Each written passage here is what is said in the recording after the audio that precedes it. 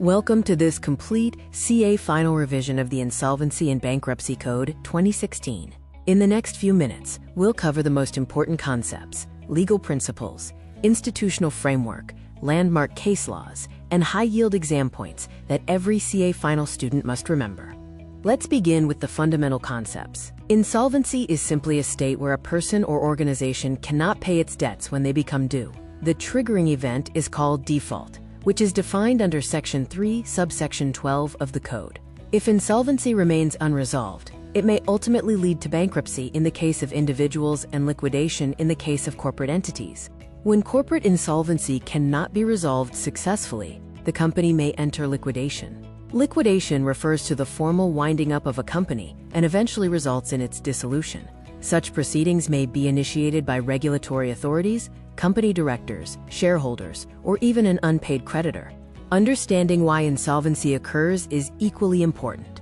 Sometimes the business remains fundamentally sound, but suffers from cash flow mismatches. This is known as financial failure. In other cases, the business model itself becomes unsustainable, leading to business failure. Insolvency may also arise due to certain problematic transactions that weaken the financial position of the debtor. Chapter 3 of the IBC deals with avoidance transactions. The resolution professional or liquidator is required to identify suspicious transactions and approach the NCLT when necessary. Two important categories are preferential transactions under Sections 43 and 44, and undervalued transactions under Sections 45 to 48. These provisions prevent unfair depletion of the debtor's assets before insolvency proceedings. Certain transactions are considered even more serious because they involve fraud, creditor prejudice, or unfair credit arrangements. These include transactions defrauding creditors, extortionate credit transactions, and wrongful or fraudulent trading. A significant NCLAT ruling in the Prashant Chandra Rath case clarified that the 135-day timeline under CIRP Regulation 35A is directory and not mandatory. Before the IBC, insolvency laws in India were scattered across multiple legislations, creating inefficiencies and delays. Based on the recommendations of the Bankruptcy Law Reforms Committee, the Insolvency and Bankruptcy Code was enacted in 2016 to create a unified and comprehensive framework for insolvency resolution. The preamble reveals the true purpose of the code. It aims to consolidate insolvency laws, ensure time-bound resolution, maximize asset value, promote entrepreneurship, improve credit availability, and balance the interests of all stakeholders. It also establishes the Insolvency and Bankruptcy Board of India as the central regulator. One of the most frequently tested principles in exams is that the IBC is not a debt recovery law. Its primary objective is resolution of the corporate debtor and preservation of economic value. The NCLAT in the Amson's communication case clearly held that the code cannot be used merely as a tool for recovering debts or claiming interest amounts. The institutional framework of the IBC rests on 4 pillars. The first pillar is the adjudicating authority, where the NCLT hears corporate insolvency matters and the NCLAT functions as the appellate body. The second pillar is the regulator, namely the Insolvency and Bankruptcy Board of India, which supervises various insolvency ecosystem participants. The remaining 2 pillars ensure smooth execution of the insolvency process. Insolvency professionals play a central role in managing and implementing resolution proceedings. Information utilities, a unique creation of the IBC, electronically store financial information and lending records, reducing disputes and enabling quicker verification of defaults. Corporate insolvency resolution process can be initiated by a financial creditor, an operational creditor, or the corporate debtor itself. Originally, the minimum default threshold was 1 lakh rupees. However, through a notification issued on the 24th of March 2020, the threshold was increased to 1 crore rupees, primarily to protect smaller businesses from unnecessary insolvency proceedings. The Insolvency and Bankruptcy Code is a comprehensive legislation consisting of 5 parts, 255 sections, and 12 schedules. Its structure ensures separate treatment of corporate insolvency, individual bankruptcy, regulatory mechanisms, and miscellaneous provisions. Part 1 contains preliminary provisions, including definitions and application of the code. Part 2 is the heart of the legislation and deals with corporate insolvency resolution, liquidation, fast-track processes, pre-packaged insolvency, voluntary liquidation, and related penalties. This is often the most practically significant portion of the code. Part 3 focuses on insolvency and bankruptcy of individuals and partnership firms. Part 4 establishes the regulatory framework governing the IBBI, insolvency professionals, agencies, and information utilities. Finally, Part 5 contains miscellaneous provisions and the schedules attached to the code. Let's conclude with the most important exam points. Remember that the IBC is a resolution mechanism and not a recovery mechanism. Revise avoidance transactions from sections 43 to 67, along with the landmark case laws. Be clear about the 4 institutional pillars, the 1 crore rupee default threshold, and the distinction between liquidation for corporates and bankruptcy for individuals. Mastering these concepts will cover a significant portion of the high-yield IBC topics for CA final examinations. Welcome to Part 2 of our CA final revision on the Insolvency and Bankruptcy Code, 2016. In this session, we'll focus on the corporate insolvency resolution process, timelines, liquidation mechanisms, individual insolvency, important amendments, applicability provisions, landmark case laws, and the powers of the Insolvency and Bankruptcy Board of India.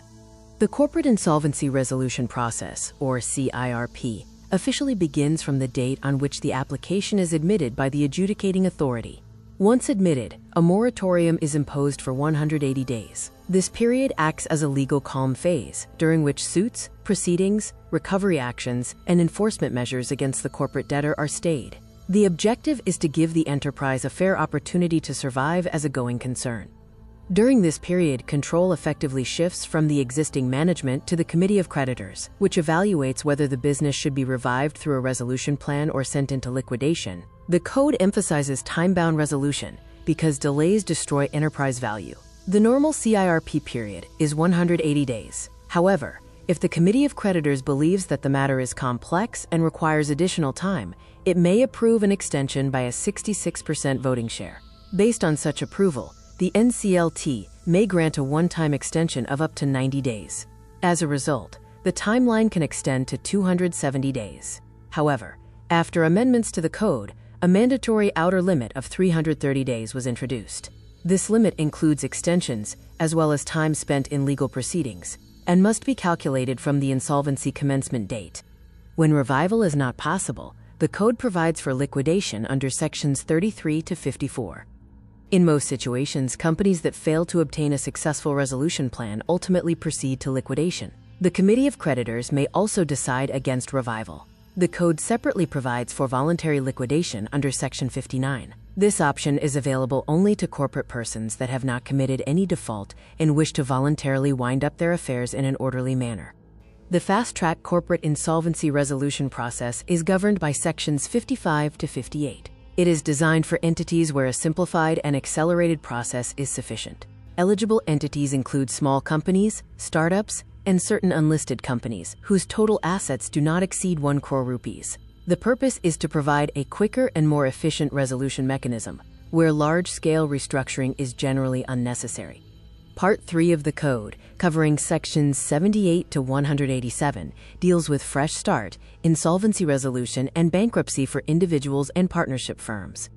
As a general rule, the Debt Recovery Tribunal functions as the adjudicating authority, while appeals lie before the Debt Recovery Appellate Tribunal. However, there is an important exception. In the case of personal guarantors to corporate debtors, jurisdiction shifts to the NCLT and NCLAT. The insolvency process for individuals is managed by a resolution professional under the supervision of the adjudicating authority. A repayment plan is prepared and requires the concurrence of both the debtor and the Committee of Creditors. If consensus is achieved, the debtor receives a discharge order. However, if the repayment plan cannot be finalized, either the debtor or creditors may seek a bankruptcy order. At that stage, the resolution professional acts as a bankruptcy trustee, takes control of the bankrupt's estate, sells assets, and distributes proceeds among creditors. Following completion of the process, a final discharge order is granted and registered with the Insolvency and Bankruptcy Board of India under Section 196. The Insolvency and Bankruptcy Code extends to the whole of India and came into force on the 28th of May 2016, although different provisions were notified on different dates. One of the most important provisions is Section 238, which grants overriding effect to the code. This means that where any inconsistency exists between the IBC and another law, the provisions of the IBC will prevail. For example, the asset distribution waterfall prescribed under Sections 53 and 178 takes precedence even over tax laws that may claim a first charge on assets. The code has evolved through multiple amendments since its enactment. One of the most important changes was the insertion of Section 10A during the COVID-19 pandemic. This provision suspended the initiation of CIRP under Sections 7, 9, and 10 for defaults arising on or after the 25th of March 2020. The objective was to prevent businesses facing pandemic-related stress from being pushed into insolvency proceeding. In August 2021, with retrospective effect from the 4th of April 2021, the government introduced the Pre-Packaged Insolvency Resolution Process, commonly known as PPIRP, specifically for MSMEs. This framework aims to provide a faster, more cost-effective, and value-maximizing resolution process. It helps preserve business continuity, protects employment, reduces the burden on adjudicating authorities, and safeguards the interests of operational creditors. Section 2 defines the entities to which the code applies. These include companies incorporated under the Companies Act or earlier laws, companies governed by special statutes where no inconsistency exists, limited liability partnerships, notified bodies corporate, partnership firms, proprietorship concerns, and individuals. Personal guarantors to corporate debtors constitute a separate class and are specifically required to approach the NCLT under Section 60, subsection 2. The code became applicable to personal guarantors from the 23rd of November 2017. A landmark judgment on personal guarantors is the Supreme Court decision in Lalit Kumar Jain v. Union of India in 2021. The court held that personal guarantors possess an intrinsic connection with corporate debtors and therefore should be dealt with through the same adjudicatory process before the NCLT. Importantly, the court also clarified that approval of a resolution plan does not automatically discharge a personal guarantor from liability under the contract of guarantee. Generally, the code does not apply to financial service providers.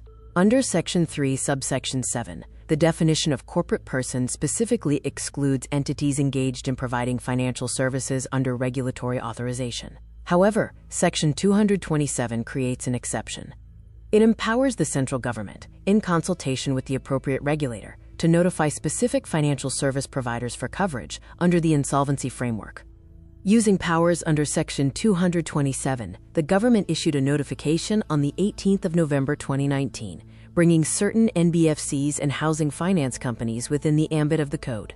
This applies where the asset size is at least 500 crore rupees as per the last audited balance sheet. On the other hand, in State Cooperative Bank Limited versus Sri Siddheshwar Sahakari Sakhar Karkhana Limited, the NCLT Mumbai held that a cooperative society registered under the Multi-State Cooperative Societies Act is not a corporate person under the IBC and therefore cannot be subjected to insolvency proceedings under the code. The Insolvency and Bankruptcy Board of India, referred to as the board under Section 3, subsection 1, is established under Section 188. It is a body corporate with perpetual succession and a common seal. It can acquire, hold, and dispose of property, enter into contracts, and sue or be sued in its own name.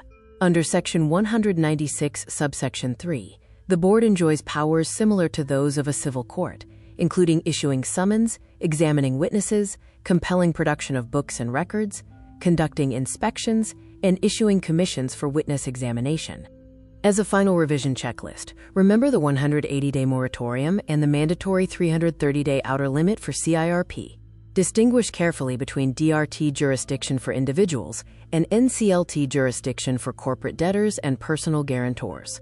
Revise the Lalit Kumar Jain case and the State Cooperative Bank case. Remember Section 10A COVID relief, the PPIRP framework for MSMEs, the 500 crore threshold for NBFC inclusion, and the overriding effect of Section 238. These are among the most examination-oriented and frequently tested provisions under the Insolvency and Bankruptcy Code.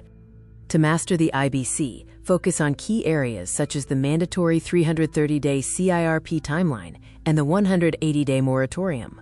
Distinguish between DRT and NCLT jurisdictions, and review landmark precedents and recent amendments like Section 10A and the 500 crore rupees NBFC threshold. Welcome to Part 3 of our CA Final Revision series on the Insolvency and Bankruptcy Code 2016. In this module, we'll focus on the most important statutory definitions, adjudicating authorities, resolution process terminology, related party concepts, and liquidation provisions. Since definitions form the foundation of the code, mastering them is essential for both objective and descriptive questions. Part 2 of the code covers insolvency resolution and liquidation of corporate persons under sections 4 to 77. The corporate insolvency resolution process provides a collective mechanism through which lenders address the distressed position of a corporate debtor. Unlike older frameworks where creditors acted independently, the IBC emphasizes collective decision-making through the Committee of Creditors. The primary objective is always resolution and continuation of the business as a going concern. Liquidation becomes the fallback option only if revival is not possible. A corporate person under Section 3, subsection 7 includes a company under the Companies Act, a limited liability partnership under the LLP Act, or any other incorporated entity having limited liability. However, one crucial exception must always be remembered. A financial service provider is specifically excluded from the definition of a corporate person. A corporate debtor under Section 3, subsection 8 simply means a corporate person that owes a debt to any person. Therefore, every corporate debtor must first satisfy the definition of a corporate person. A creditor under Section 3, subsection 10 means any person to whom a debt is owed. This includes financial creditors, operational creditors, secured creditors, unsecured creditors, and even decree holders. The definition of person under Section 3, subsection 23 is extremely broad. It covers individuals, Hindu undivided families, companies, trusts, partnerships, LLPs, statutory entities, and importantly, persons resident outside India. The concept of residency is linked to FEMA, making cross-reference with foreign exchange laws important. These three definitions form the backbone of insolvency law. AC claim under Section 3, subsection 6 includes a right to payment or a right to remedy for breach of contract where such breach gives rise to payment. A debt under Section 3, subsection 11 means a liability or obligation arising from a claim. Finally, default under Section 3, subsection 12 occurs when a debt becomes due and payable but remains unpaid. In simple terms, claim gives rise to debt, and non-payment of debt results in default. Financial debt under Section 5, subsection 8 refers to debt disbursed against consideration for the time value of money. This is one of the most important definitions in the entire code. It includes borrowed money, acceptance credit facilities, bonds, debentures, notes, loan stock, and finance leases. The central idea is that money is advanced today with an expectation of repayment in the future, reflecting the time value of money principle. Financial debt also includes receivables sold with recourse, derivative transactions, counter-indemnity obligations related to guarantees or letters of credit, and guarantees for financial liabilities. Amounts raised through transactions having the commercial effect of borrowing are also treated as financial debt. An important statutory explanation states that money raised from allottees in a real estate project under REARA is deemed to have the commercial effect of borrowing. Remember the ACPC Enterprises versus Affinity Beauty Saloon case, where the NCLT held that subscription money paid for purchase of shares does not constitute financial debt. Operational debt under Section 5, subsection 21 arises from the provision of goods or services, including employment. It also includes statutory dues payable to the central government, state government, or local authorities. The person to whom such debt is owed is called an operational creditor under Section 5, subsection 20. This definition also covers assignees and transferees of operational deb.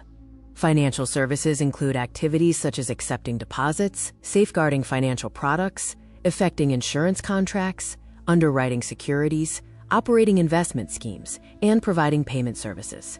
A financial service provider is a person authorized by a financial sector regulator to provide such services. Since financial service providers are excluded from the definition of corporate person, they generally remain outside the scope of normal insolvency proceedings under the code.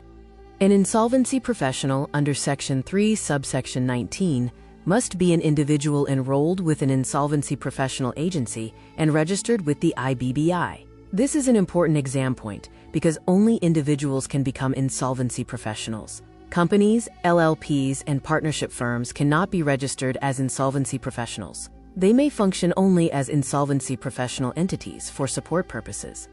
Insolvency professionals must also comply with the Code of Conduct prescribed under Section 208, subsection 2, and the relevant regulations. An insolvency professional agency acts as the first-level regulator for insolvency professionals.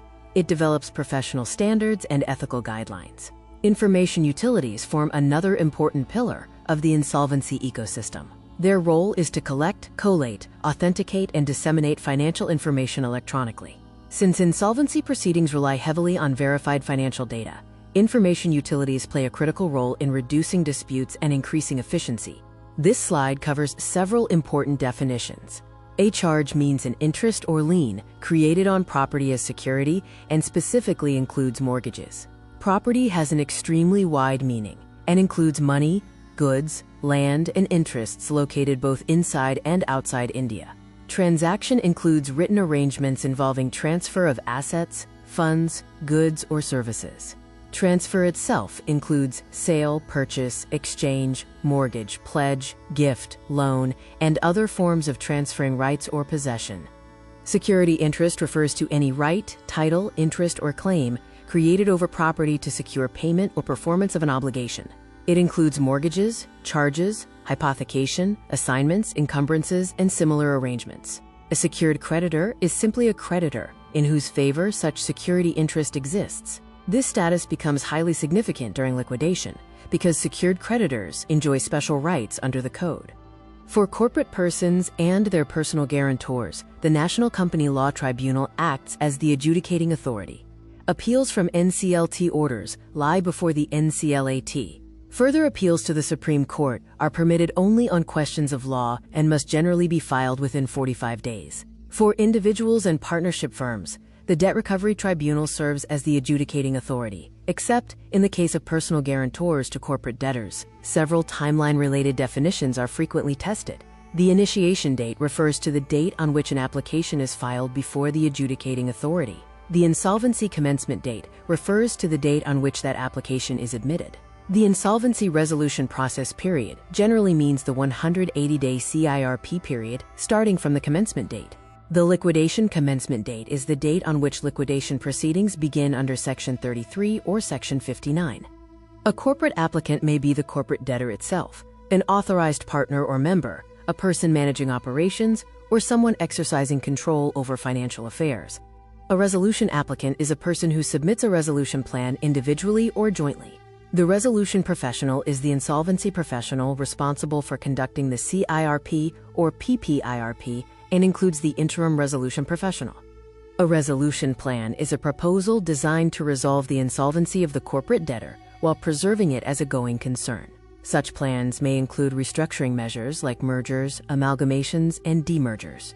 A base resolution plan is a special concept used in the pre-packaged insolvency resolution process. It is submitted by the corporate debtor itself and serves as the starting point for the PPIRP framework. Related party provisions are highly examinable. Related parties of a corporate debtor include directors, partners, key managerial personnel, their relatives, holding companies, subsidiaries, associate companies, and persons exercising significant control. Important thresholds include ownership exceeding 20% voting rights and the 2% shareholding tests applicable in certain company situations. Entities connected through policymaking participation, common directors, managerial interchange, or advisory influence may also qualify as related parties. Related party in relation to an individual includes relatives, spouses, partners, LLPs, firms, trustees, and certain companies connected through ownership or control. The definition of relative is particularly broad and includes members of a Hindu undivided family, parents, grandparents, children, grandchildren, siblings, aunts, uncles, and even the spouses of children and siblings. Companies where the individual controls more than 50% share capital or board appointments may also fall within the definition. When CIRP fails, or the Committee of Creditors decides against revival, liquidation follows. Assets are realized and distributed according to the Section 53 waterfall mechanism. Priority begins with insolvency resolution and liquidation costs, followed by secured creditors and workman dues, employee dues, unsecured financial creditors, government dues, and remaining secured claims. And finally, preference and equity shareholders. Remember that liquidation may sometimes occur on a going concern basis without immediate dissolution of the corporate debtor.